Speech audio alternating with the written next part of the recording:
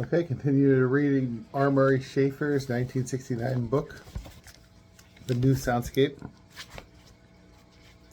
We have an image here on page 8. The modern hard-edged soundscape of the city masks the voices of its human inventors. We have a bit of black and white art here.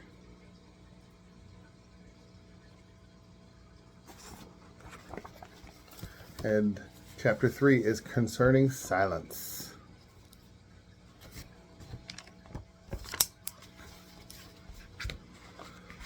With the intensity of the sound barrage going on all around, it has become fashionable to speak of silence. Therefore, let us speak of silence. Fashionable. Okay. We miss it. Wouldn't that be great if that's where he ended the whole thing? We miss it. Simply, we miss silence. This is why it's fashionable to talk about it. It's more than fashionable, right? It's at the core of our being. We miss silence. We need silence. We yearn for silence. But we miss it.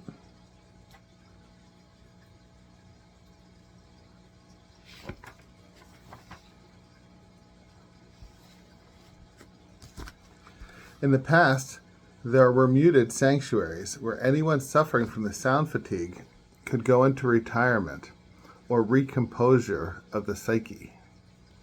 It might be in the woods, or out at sea, or on a snowy mountainside of winter.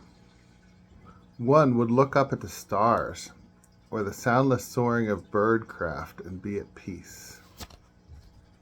Think about all the time Jesus goes to the desert in the Gospels. If you've read the Gospels, right? Quite often. It's like, oh, he preaches. Oh, look at that. He goes to the deserts again. Not just for the long 40 days of fasting, but very regularly into the desert to pray, to meditate, and to fast. Continuing. It was understood that each human being had an inalienable right to stillness. Of course, if you followed me with reading of Marx, the chapter from Capital about the transformation of peasants to the poor, then we moved from feudalism to early capitalism. All the people were peasants who had a right to common land. Peasant proprieties, a right to 2 acres. Or 4 acres, was it? I don't remember. 4 acres, 2 acres, because you don't have freedom to offer up labor at a price unless you can already feed yourself. Otherwise, you're just a slave. You have to do the labor. So right, I think that right to silence came with the right to a little bit of land, right? It was a precious article in an unwritten code of human rights. Okay, we have this long thing. I don't know what it is. It's a quote from somebody.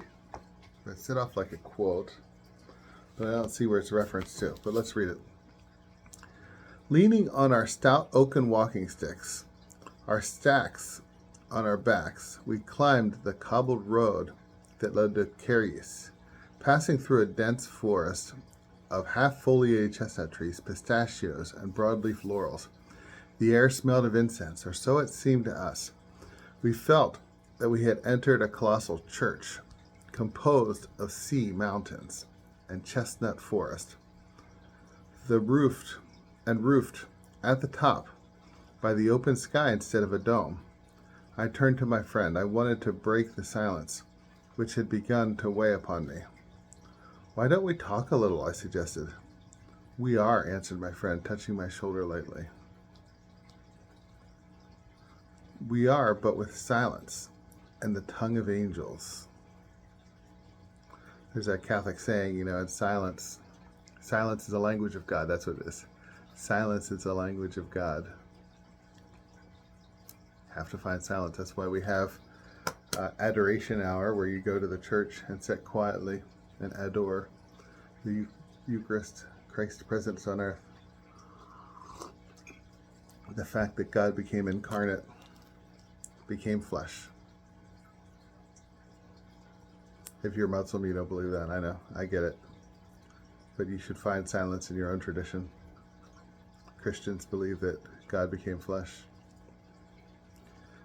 We are, but with silence, the tongue of angels. Then he suddenly appeared to grow angry. What do you expect us to say? That it is beautiful? That our hearts have sprouted wings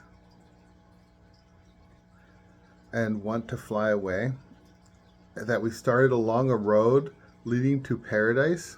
Words, words, words. Keep quiet. I don't know what that's a quote from, but okay. Here we go.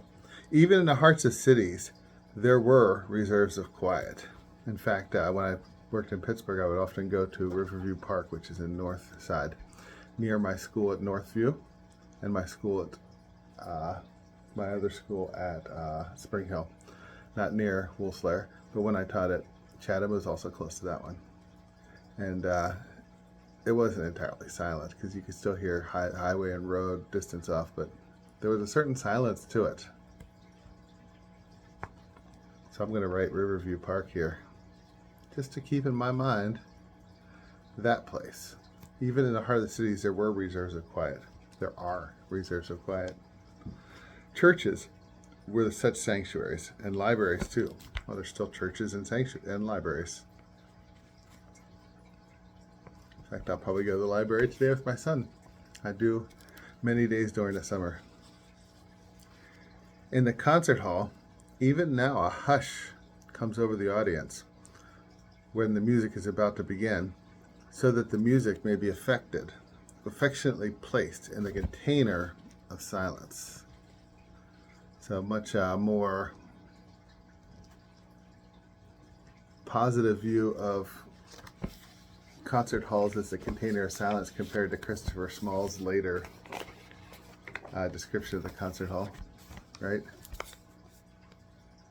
As long as these traditions existed,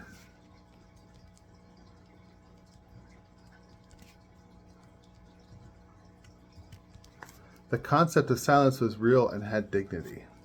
They still exist, right? Traditions, though. He's right to connect silence with traditions. It's why we need all these traditions, right?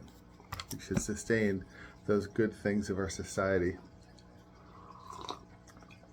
Even while we work to improve the bad things, we need to sustain those good things.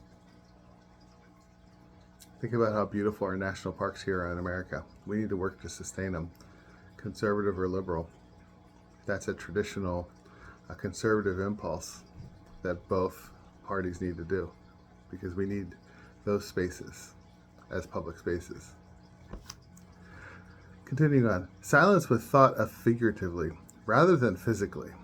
For a physically silent world was as highly improbable then as it is now. The difference was that the average ambient sound level was low enough to allow man to contemplate without a continuous recital of sonic incursions into his thought stream. The sentences of our thoughts have undoubtedly grown shorter since the invention of the telephone. I think also musical phrases have become shorter since the invention of certain technologies. So now, rather than those long phrases that Mahler did in the early 20th century, that a phrase that can last, 30, 40 seconds, right? We have phrases now that are 5, 6 seconds. But to contemplate the absolute silence, that is a negative and terrifying thing. Oh yeah, we have an anechoic chamber.